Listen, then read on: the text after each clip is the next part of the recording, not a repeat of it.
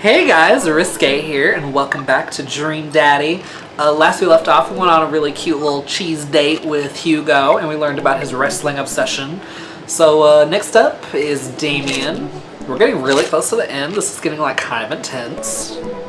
Alright, let's message him. It's never too early to invest in a personal IRA.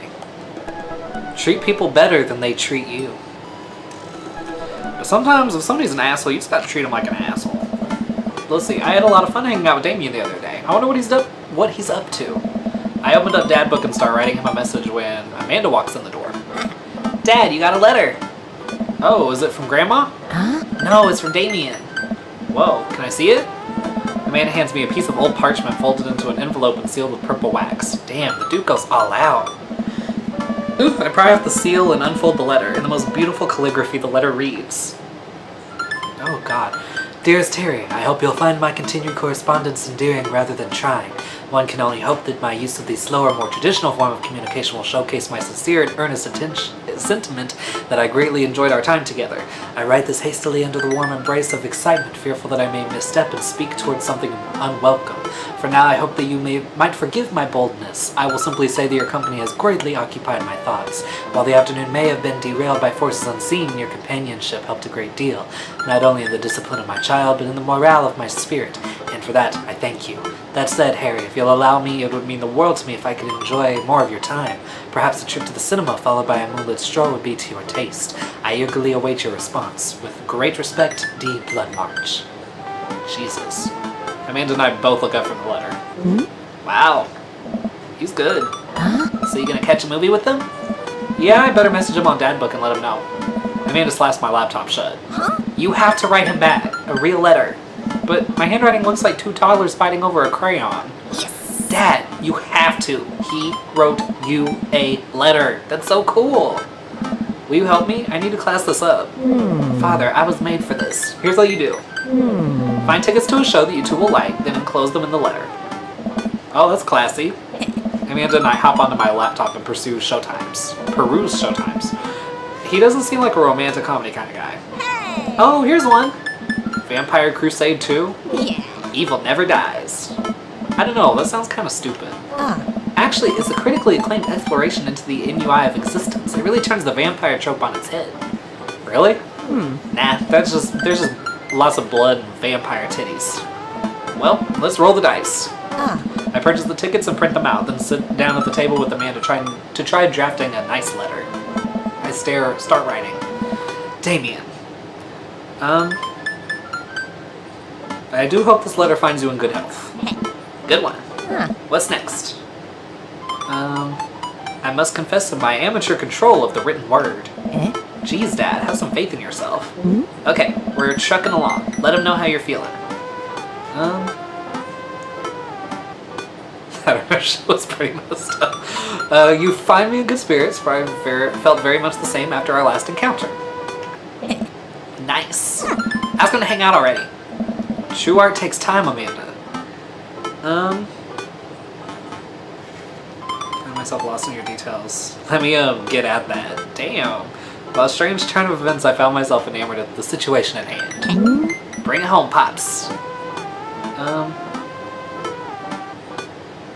Let's see. It would be a great pleasure to escort you to the cinema.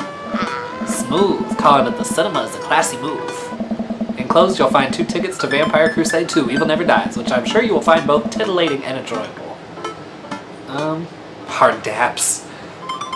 Let's see, best wishes. And then I sign my full name, fancier that way. Harry Potter. Ah, we finally got to say it. Is this okay? Amanda reads over my sloppy handwriting. Oh, that's cute though. Oh. Here we go, alright. Awesome. You spelled his name wrong.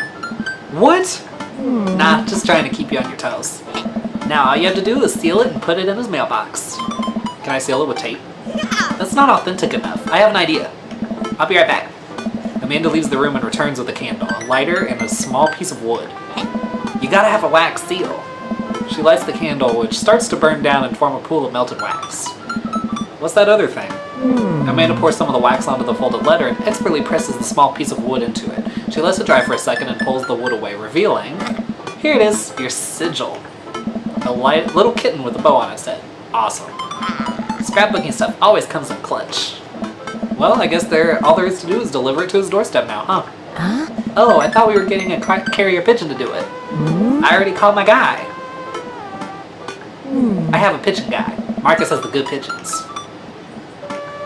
Don't get your pigeons from Anthony. They're no good. I don't want to know if any of this is true.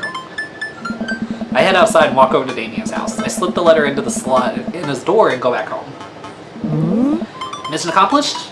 Now we play the waiting game. The night finally rolls around where I'm supposed to meet with Damien. The next day he had left another beautifully crafted letter thanking me for mine and agreeing to the evening. Amanda helps me pick out a nice outfit and I show up to the theater a little bit early. It's a chilly night and the theater is kind of crowded, but it's still nice. How do you do? I jump at the sound of his voice and turn around to see Damien right behind me. You almost gave me a heart attack. How long are you there for? I don't know. I just walked up. My apologies for frightening you. Was that thunder? Is it going to rain soon? I didn't hear anything. What? Oh my! Regardless, the hour grows close. Shall we take our seats in the cinema? I must thank you again for purchasing our tickets. Please allow me to repay the deed in Sour Patch Kids or perhaps Milk Duds. Let's do it. We get in line to buy some snacks. As we're waiting, I hear a familiar voice behind us. Ugh, my dad's here. I turn around to find Lucian standing a few feet behind us with a gaggle of other goth kids. Lucian, how nice to see you. I didn't know you were coming to the theater. I'm glad to see you spending some quality time with your friends. Whatever, Dad. And what movie will you be attending tonight? My friends are making me see some kids movie about talking animals. I don't really care about it. Well, I do hope you enjoy your evening. We'll be watching Vampire Crusade 2, Evil Never Dies. What? You? Watching that? Yeah, I thought Damien would enjoy it. Good luck with that, Dad. Lucy rejoins his friends and I look over to Damien. Good luck with what?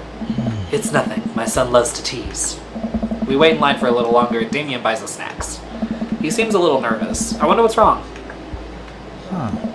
Damien and I take our seats and settle in for previews. Glancing at him, I can see that he's sweating profusely and gripping his armrest. Is everything okay? Everything is perfectly fine. I'm so excited for this film. I'm a devoted patron of the arts, especially the scary arts. The scarier the art, the better. Do you have a favorite horror movie? Of course I have a favorite horror movie. Mine is Halloween Town. Terrifying. Oh, interesting. That's odd. I don't seem to remember Halloween Town being that scary. I love the shit out of Halloween Town. Ooh, Damien got good taste. I would have expected him to bring up some sort of strange foreign horror film that I'd never heard of. Damien's knuckles are turning white. It looks like he's about to rip the armrest off. Wait a second. Damien, are you afraid of horror movies? What? You must be joking. I love horror movies. The lights dim for the film. Damien screams. I apologize. I was thinking about something far scarier than this movie, which is not scary at all. We settle in as the film starts. I offer Damien some licorice and he takes one. I take note of how much his hands are shaking. The title flashes across the screen in bloody letters. Vampire Crusade 2, Evil Never Dies. A pale man with long silver hair, glittering red eyes, and well-oiled abs sits up in a coffin. Awaken my coven. Two more vampires slide the tops of their stone coffins onto the floor. Brother, is it time? Yes, husband, but also mortal enemy. It is time. The three look at each other, and then to the camera. For the Vampire Crusade. This rules. The trio of vampires flies off into the night as foreboding organ music plays in the distance. I somehow get lost in the movie. As dumb as it sounded, it's actually a pretty fun flick.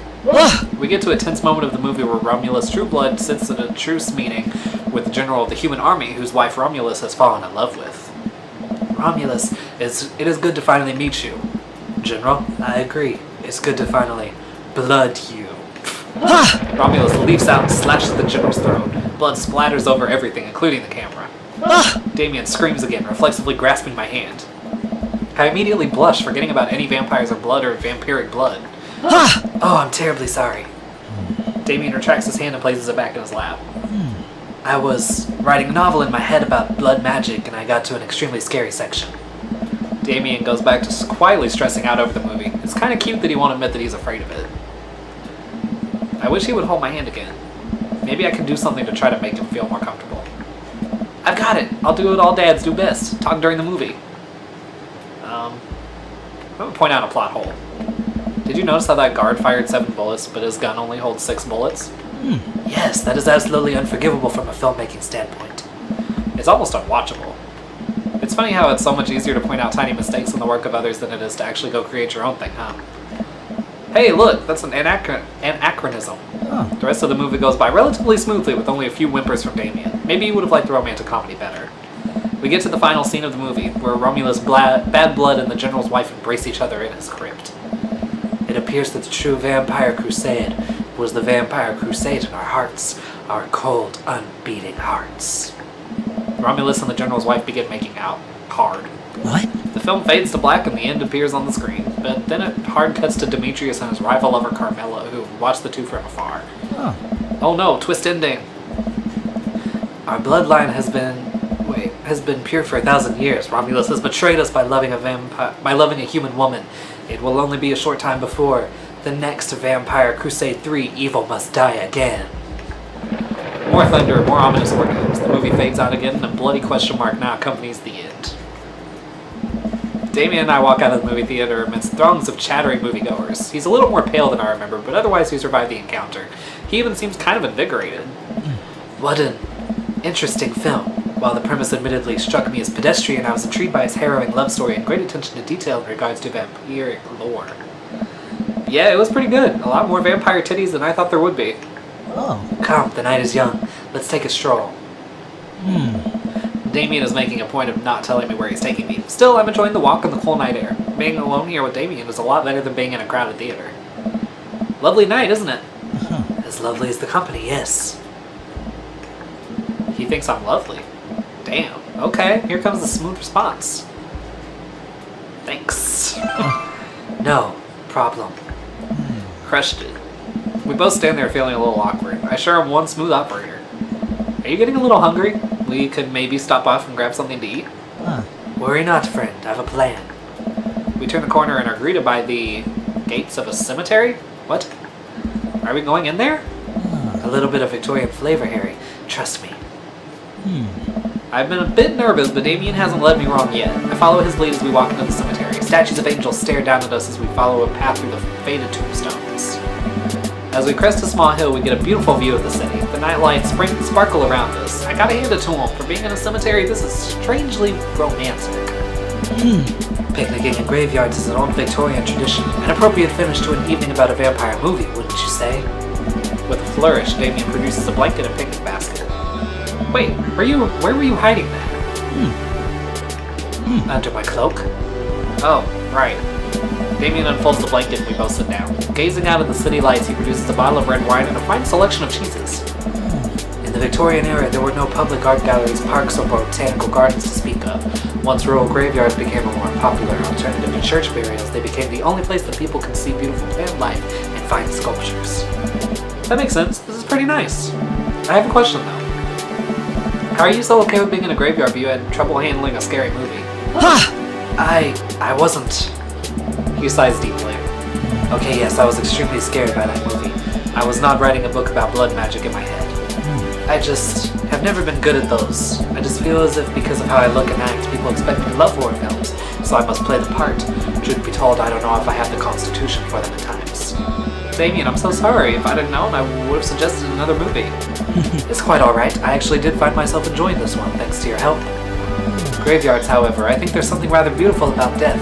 Cemeteries are traditionally built away from cities, away from the realm of the living, and it keeps us rather separated from it. To acknowledge death and become comfortable with it, I think, gives us a certain intimate knowledge of ourselves. To sit amongst generations of those who came before us to be truly alive in the midst of so much death brings me great comfort.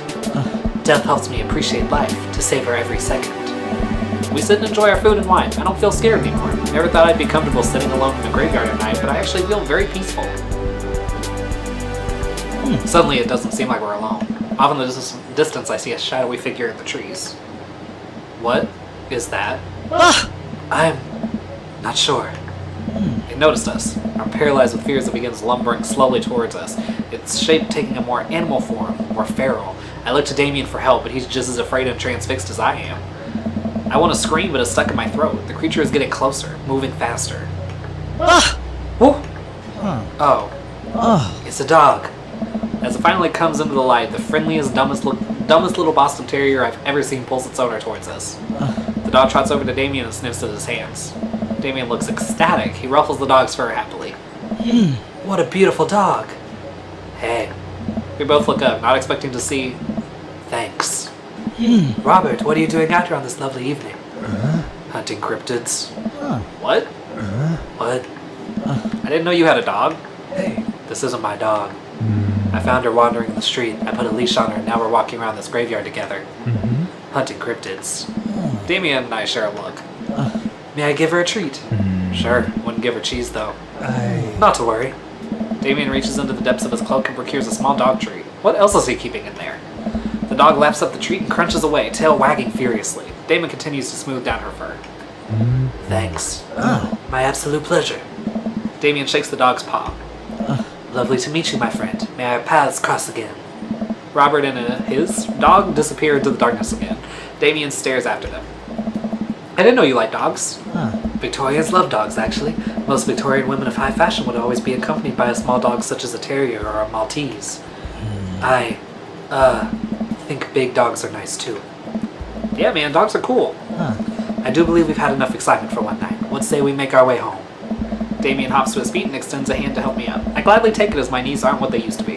He packs up his picnic basket and leads us out of the graveyard. As we begin to walk home, I take one last look at the cemetery. It really is beautiful. Like a proper gentleman, Damien walks me to my doorstep. Thank you ever so kindly for your company tonight. Damien, it was my pleasure. Harry, if you'll allow me, it would bring me great joy to offer you a token of my affection. Damien reaches into his cloak and pulls out a folded, monogrammed handkerchief. He presses it into my hand. Wow, thank you, Damien.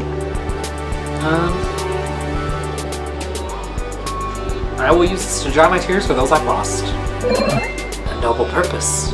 Damien shuffles his feet. I just want to say that it's rare to find someone like you. Someone who is open to my eccentricity. Whatever. It's nice to feel so accepted. Thank you. Damien gives my hand a quick squeeze. Damien blushes and hastily retracts his hand. I must take my leave. Good night. Before I could say anything else, he's gone. I unlock the door and step inside. Hey. Like a whirlwind, Amanda runs from the window and plops down on the couch, trying to look nonchalant. Hey, Dad, what's up? Were you watching me from the window? No, I was just, Okay, yes. How was the movie? Lots of vampire titties. Told you. But as it turns out, Damien is scared. Wait, Amanda doesn't need to know that. I'll keep it between me and Damien. Scary cool. Yep, he's so cool it's scary. Nice save, Harry. Did you know that graveyards used to be a place to throw parties? I think I'm misremembering that. Wow, that's pretty punk. Also, we saw a dog. Definitely thought it was a werewolf for a minute, though. Yeah. How can you be so sure it wasn't a werewolf? How can you be so sure I'm not a werewolf? And how can I be so sure you're not a werewolf? Amanda's eyes narrow. I don't trust you. Nor I you. We make intense, wary eye contact for a second. Anyway, I'm calling it for the night. Don't stay up too late, will you? I'll try not to howl at the moon past midnight. Alright.